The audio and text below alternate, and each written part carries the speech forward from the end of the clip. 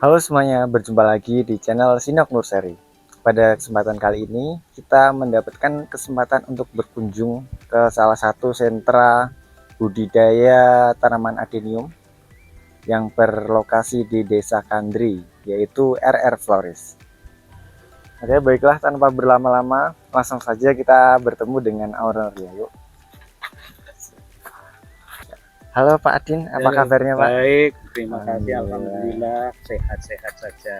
Iya. Pak Adin sendiri ini sudah apa merintis bisnis ini sejak kapan Pak? Saya merintis ini sebenarnya kalau hobi lama ya, udah Hobi lama. lama. Cuman ya saya fokus untuk ya dari hobi untuk terus memperbanyak, terus ya mengoleksi, terus ada nilai bisnisnya itu sejak 2005.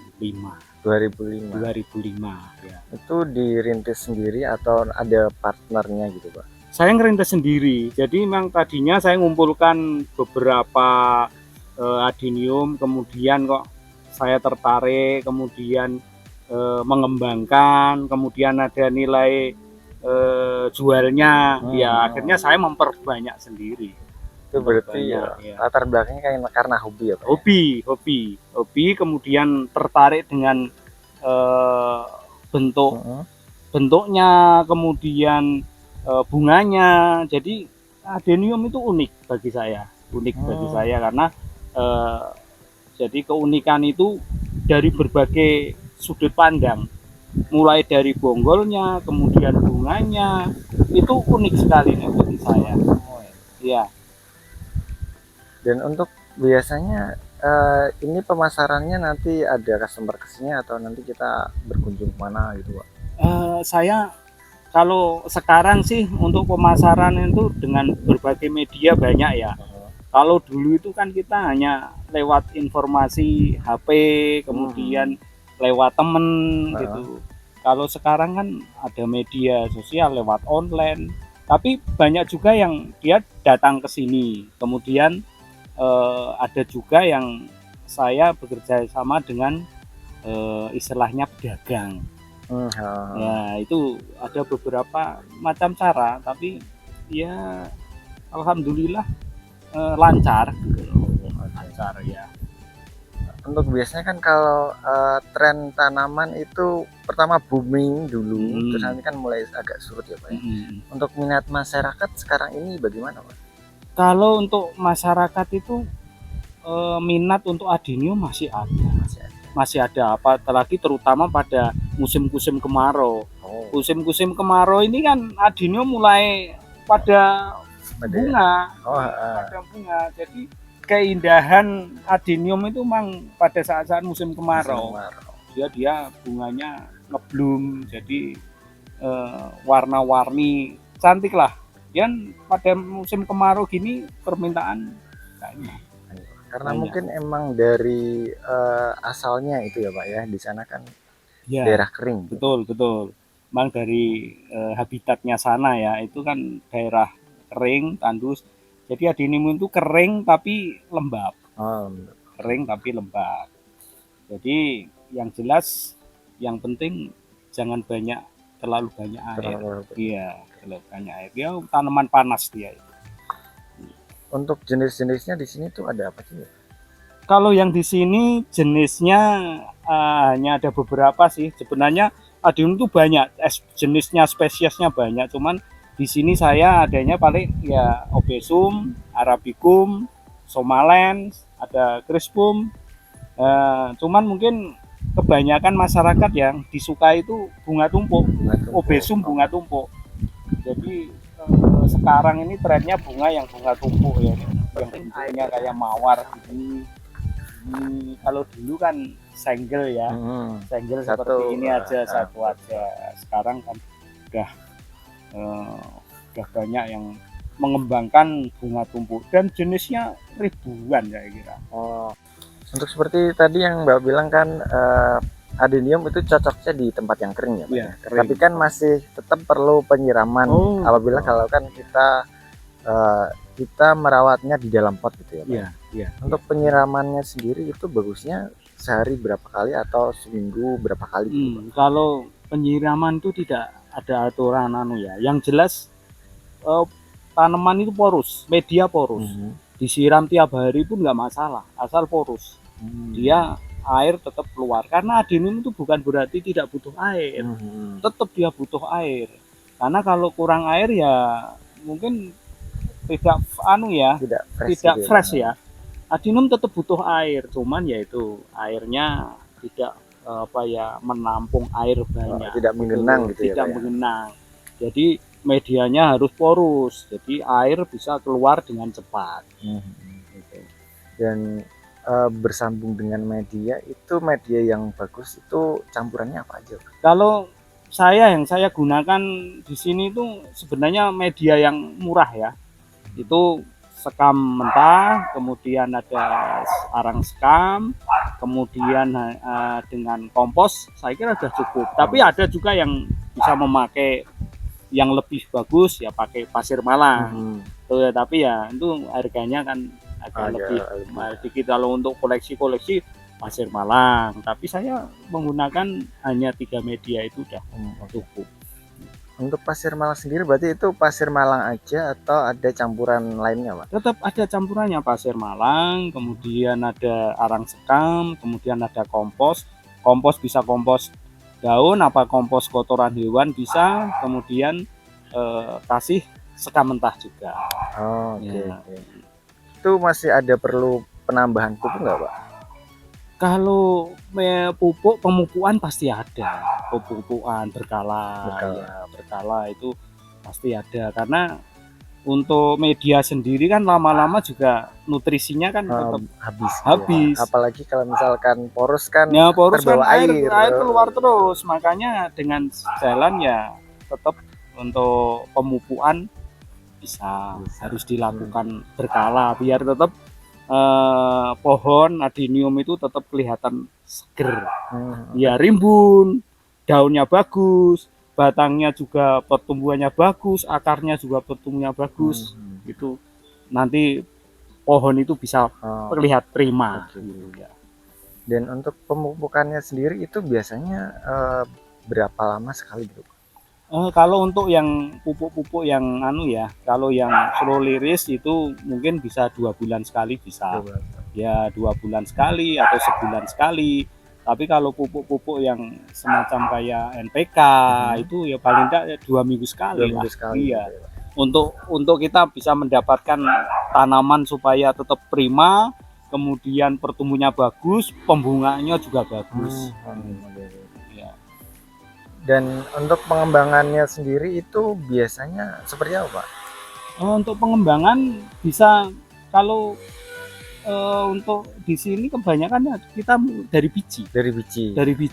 Ya, dari biji. Kemudian kita semai. Biji sendiri kita buat sendiri juga untuk membijikan bunga-bunga adenium ini, kita silangkan sendiri juga. Tapi ya juga saya tidak menutup kemungkinan juga beli di teman di online itu ya tidak menutup kemungkinan gitu loh. Kalau misalkan adenium bistek itu bisa nggak ya, Pak? Bisa. Kalau adenium stek adenium itu bisa. Untuk jenis-jenis obesum itu cepat sekali. Tapi ya itu kalau kita mau mendapatkan bentuk bonggol yang istilahnya bagus itu memang kalau dari stek ya kurang, tapi nanti tetap akan berbentuk akar juga. Untuk yang selanjutnya itu kesulitan apa aja, Pak, yang biasanya dihadapi dalam merawat adenium itu? Kesulitan adenium itu memang sebenarnya di cuaca. Ya, cuaca kalau musim penghujan itu kan rawan sekali adenium. Kadang akar busuk, rawan busuk lah, karena apa ya, air hujan itu kan memang kalau untuk adenium itu tidak familiar. Ya, apalagi kalau curah hujannya tinggi, apalagi curah hujan tinggi, kemudian adenium saya ini kan nggak dikasih kayak semacam greenhouse, jadi pembiaran begitu saja, jadi ya rawan sekali. Tapi yang jelas asal media itu tepat, media tepat dengan supaya air tetap keluar masuk itu saya kira bisa diantisipasi. Dan saya kira adenium saya itu yang busuk juga ya 1-2 pasti ada, tapi prosentasenya kecil karena kita main di media. Oke. Ya, ya. Selanjutnya itu hal-hal apa saja yang perlu diperhatikan dalam merawat adenium itu Pak? Buat misalkan teman-teman di rumah memiliki adenium dan bingung cara merawatnya, itu hal-hal yang perlu diperhatikan itu apa Pak? Yang diperhatikan yang pertama itu kita persiapan media. Media yang benar-benar untuk media yang untuk adenium itu yang poros. Kemudian pot. Nah, ini pot ini kadang lupa dengan terlupakan gitu. Pot itu harus banyak lubang. Dibanyakin lubangnya. Untuk antisipasi supaya air yang masuk itu keluarnya cepat. Jadi diusahakan bahwa media itu lembab aja, lembab, jangan terlalu banyak menyimpan banyak air karena kebanyakan air disitulah biasanya jamur itu tumbuh. Kemudian yang kedua penyiraman penyemprotan fungisida. Ya, penyemprotan fungisida kalau bisa ya rutin. Kemudian penyemprotan insek. Ya, itu juga rutin karena kan banyak kutu-kutu, banyak kutu putih, kutu kuning itu sering sekali ada di adenium. Berarti kalau hama itu yang sering itu kutu putih, kutu putih, kuning, kutu kuning gitu. Kemudian ada juga kutu yang ada di media juga ada. Ya, itu ada juga. Jadi istilahnya banyak sekali kendala untuk menyehatkan adenium itu. Itu yang jelas itu media. Kemudian sering untuk penyemprotan fungisida itu. Kemudian pemupuan. Pemupuan juga jangan lupa karena pemupuan itu bagian terpenting untuk menyehatkan adenium itu sendiri. Iya. Kalau misalkan ini kan kadang kan teman-teman di rumah itu lahan outdoornya itu kurang. Iya, betul. Dan kalau misalkan kita tempatkan di indoor itu bisa nggak sih?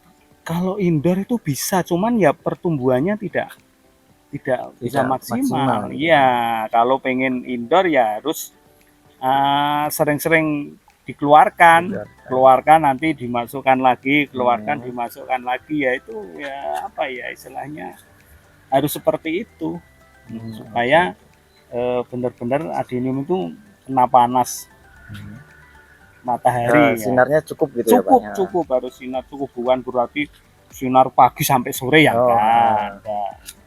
Tapi tetap paling tidak 4-6 jam lah. Itu harus kena sinar matahari. Ya, itu yang saya praktekkan seperti itu ya. Karena banyak penyakit adenium itu banyak sekali, terutama jamur ya. Jamur, bakteri itu banyak, makanya kan kita harus pinter-pinter untuk untuk mensiasati dengan media. Media yang kira-kira istilahnya porus, benar-benar porus, tidak air menggenang itu terlalu lama. Selanjutnya itu untuk pembungaan Pak. Kalau misalkan kita mau adeniumnya itu berbunganya sering itu Pak, jadi apa yang perlu kita lakukan, atau apakah perlu treatment khusus gitu Pak? Treatment khusus ya paling enggak kan gini, kalau pembungaan, kalau nanti kita untuk pemupuannya itu kan kalau kandungan pupuk itu ada N, P, K. Ya, nanti N-nya yang rendah. Ya, itulah cara yang istilahnya yang mudah dipahami. Cari pupuk, entah pupuk cair, entah pupuk padat yang N-nya rendah untuk pembungaan. Itu sebenarnya seperti itu. Kemudian jangan lupa panasnya yang harus cukup. Biasanya kan kalau tanaman itu panasnya, kalau adenium panasnya cukup, kemudian medianya tidak terlalu kering sekali dan juga tidak terlalu basah sekali. Kasih pupuk yang P sama K-nya agak besar, N-nya agak rendah, itu nanti untuk memicu bunga. Oh, Ya. untuk beberapa merek yang biasanya bisa teman-teman di rumah beli itu apa? Kalau merek itu banyak ya, banyak merek itu. Nah, itu ada apa ya?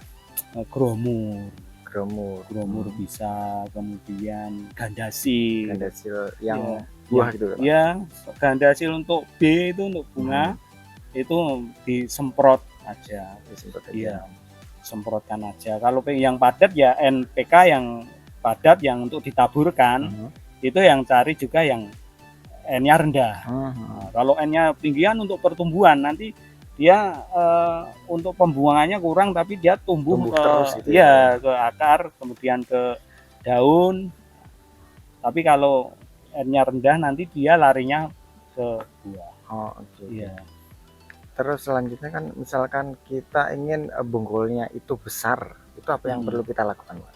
Bonggol besar itu sebenarnya yang penting medianya itu cukup. Medianya cukup. Kemudian biasanya kan kita timbun. Bonggolnya timbun. Ditimbun dulu ditimbun ya, Pak? dulu. Nah, nanti baru kalau sudah besar baru kita ekspos. Ya seperti inilah. Tadinya kan ini juga tadinya kan kita timbun. Nah, setelah itu kita keluarkan, kita ekspos, kita angkat gitu. Jadi medianya memang harus banyak dulu kalau untuk pertumbuhan, dan jangan lupa pupuknya itu juga yang N-nya tinggi. Untuk pertumbuhan dulu, baru nanti kalau sudah kira-kira bisa kita ekspos, untuk bonggolnya baru kita keluarkan. Terus ini kan cabangnya itu pasti tambah tinggi juga ya, Pak? Ya. Itu perlu kita potong atau dibiarkan saja? Itu selera ya. Selera. Ada yang sukanya dipotong untuk dibentuk pendek. Ya ta, dibentuk yang lebih pendek lagi. Ada yang suka tinggi menjulang. Itu ada yang suka seperti Arabicum yang tinggi menjulang. Ada yang bentuknya pendek-pendek, itu ada. Tapi memang ada jenis Arabicum yang jenisnya itu apa ya, adenium yang karakter. Nah, karakter itu pendek. Nah, itu ada beberapa macam. Cuman ya kalau kita tidak kita kendalikan di apa ya, pruning daun ataupun pemupukan yang tidak tepat, ya biasanya mesti dia tinggi. Nah, itu selera. Selera. Ya. Untuk selanjutnya di sini tuh ada adenium jenis yang langka nggak sih, Pak? Ada jenis yang langka, itu namanya apa ya? Itu spesies ya, Socrotanum. Iya, Socrotanum. Itu langkanya itu karena susah dibudidayakan kah atau jarang yang punya kah? Satu, yang mungkin yang jelas yang punya juga jarang, kemudian budidayanya juga susah. Biasanya kan teman-teman atau pecinta adenium itu biasanya dia carinya ya mendapatkannya dari impor. Iya, dari impor. Saya dulu juga dapatnya juga bijinya dari impor. Dan seperti yang kita lihat di belakang Bapak kan banyak yang hasil sambungan ya, Pak? Ya, ini graftingan ya. Mungkin kan teman-teman di rumah pengen adeniumnya itu bunganya tumpuk. Nah, yang perlu kita lakukan itu apa? Yang jelas kan gini, obesum yang lokal itu biasanya kan kalau supaya dia tumbuh bunganya seperti ini, bunga adenium tumpuk seperti itu, ya caranya grafting itu disambung. Ya kita kalau mau nyambung, misalkan di rumah banyak obesum yang lokal itu, ya kita harus beli dulu adenium bunga tumpuk. Nah, baru nanti setelah itu bunga adenium yang di rumah yang lokal yang udah lama itu di grafting. Ya gitu.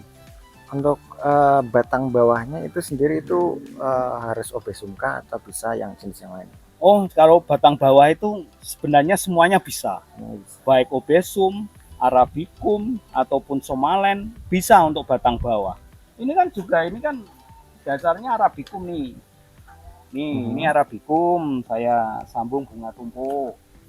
Ini juga ini Arabicum nih, batang bawah Arabicum, atasnya bunga tumpuk. Bisa. Itu suka-suka ya. Jadi suka-suka Obesum bisa, Arabicum bisa, Somalen bisa. Semuanya bisa di grafting, disambung bunga tumpuk. Jadi mungkin kalau misalkan ingin bunganya banyak, cabangnya banyak, itu pilih yang Arabicum. Arabicum, gitu. Kalau Arabicum memang dari biji tumbuh itu cabangnya memang banyak. Nah, itu nanti terselera kita mau disisakan 6 atau 4 atau 5, monggo aja, itu selera. Untuk prosesnya sendiri itu biasanya berapa lama buat dari awal grafting sampai tumbuh sambung bunga? Ya, sampai tumbuh itu apa? Tunasnya itu bisa kadang 2 minggu sudah tunasnya sudah timbul, sudah ada yang jenis-jenis yang sampai 3 minggu baru muncul. Ya, yang jelas ya graftingannya yang mau digraftingkan ke batang bawah itu jangan terlalu tua, jangan terlalu muda. Nah, itu biasanya cepet prosentase keberhasilannya tinggi.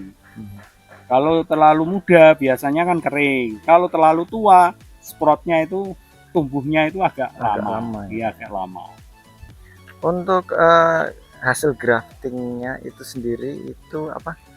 Biasanya perlu ditempatkan di tempat khusus nggak sih, Pak? Saya kira enggak ya, enggak harus tempat khusus enggak. Kecuali kalau pas musim penghujan memang harus istilahnya ditempatkan di greenhouse atau dibuatkanlah supaya tidak langsung kena air hujan. Nah, kalau udah musim panas gini, saya kira tempatkan langsung itu enggak masalah. Asal enggak terkena hujan misalkan hujan. Asal kan enggak kena hujan. Tapi kalau sudah sambungan itu sudah berumur beberapa hari kena air hujan pun saya kira juga enggak apa-apa di tempat saya, itu aman-aman aja. Oke, selanjutnya boleh nggak sih Pak kita ditunjukkan cara nyambungnya? Oke, boleh. Ya, nanti kita praktek sama-sama untuk bagaimana cara grafting ya. Iya. Oke, ya.